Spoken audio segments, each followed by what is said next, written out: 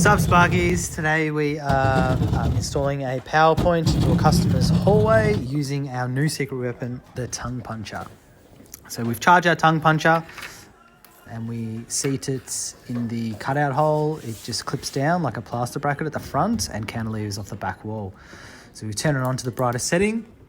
I'm going to illuminate the cavity so we can get full vision of it at the top plate.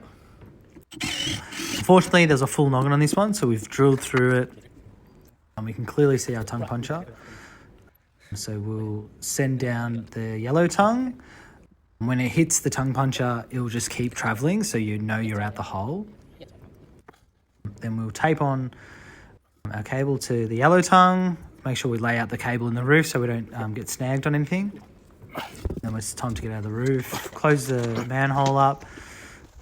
And sure enough, go to our cutout and the tongue puncher has done its job and our yellow tongue is out the hole. Remove the tongue puncher, pull down our cable, undo the tape, and we can fit off our outlet.